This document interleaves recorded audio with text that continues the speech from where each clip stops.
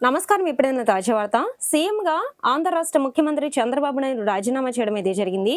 NDA ప్రభుత్వం చంద్రబాబుకు ఒక గొప్ప పదవిని అప్పగిస్తున్నట్లుగా ఈ రకమైన వార్తా సమాచారం అయితే ఉంది. సో దీనికి సంబంధించినటువంటి వీడియో కంప్లీట్ గా తెలుసుకోవాలి అనుకున్నట్లయితే వీడియో స్కిప్ చేయకుండా చివరికి చూసి నచ్చితే లైక్ చేసి మన ఛానల్ ని సబ్స్క్రైబ్ చేసుకొని సపోర్ట్ చేస్తుండండి. ఎన్డీఏ కన్వీనర్ గా చంద్రబాబుకు ఛాన్స్. కేంద్రంలో అధికారంలో ఉన్న ఎన్డీఏ కూటమిని బలోపేతం చేసేందుకు రాబోయే రోజుల్లో మరింత ఐక్యంగా ముందుకు సాగేలా వ్యూహాత్మక అడుగులు వేయించే దిశగా ప్రధాని మంత్రి నరేంద్ర మోదీ దృష్టి అయితే పెట్టారు. ఈ క్రమంలోనే ఎన్డీఏ కూటమి పార్టీలను ముందుకు నడిపించేందుకు సమన్వయం చేసేందుకు కన్వీనర్ పదవిని ఏర్పాటు చేయాలని నిర్ణయించారు. తాజాగా దీనికి సంబంధించి ప్రధాని పచ్చజెండా ఊపినట్లుగా ఎన్డీఏ పక్షాల నాయకులైతే చెబుతున్నారు. జాతీయ ప్రజాస్వామ్య కూటమి వాజ్పేయి హయాం నుంచి ఉంది. 2014 నుంచి కూడా ఎన్డీఏ కూటమిగానే బీజేపీ అధికారంలోకి వచ్చింది.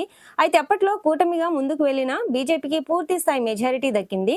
అయినప్పటికీ 2014లో టీడీపీ సహా మిత్రపక్షాలకు కేంద్రంలో పదవులైతే లభించాయి. ఇంకా 2019లోనూ ఎన్డీఏగానే బీజేపీ ఎన్నికలకు వెళ్లి విజయం దక్కించుకుంది. ఆ సమయంలోనూ మెజారిటీ సీట్లు వచ్చాయి. ఇక అప్పటి ఎన్డీఏలో టీడీపీ విభేదించి బయటకు వచ్చింది. ఇక 2024లో మాత్రం బీజేపీ పరిస్థితి ఎన్డీఏ మిత్రపక్షాలపైన ఆధారపడాల్సి వచ్చింది. ముఖ్యంగా ఉత్తరాదిలో బీజేపీకి సీట్లు తగ్గుతున్న నేపథ్యంలో దక్షిణాదిలోని మిత్రపక్షాలను మరింత మచ్చిక చేసుకునే పని ప్రారంభించింది. ఇక వచ్చే ఎన్నికల నాటికి ఎన్డీఏను మరింత బలోపేతం చేయాల్సిన అవసరం ఏర్పడింది. కాక్రోచ్ జనతా పార్టీ ఎఫెక్ట్తో జెన్జీ ఓటు బ్యాంకు కీలకంగా మారింది.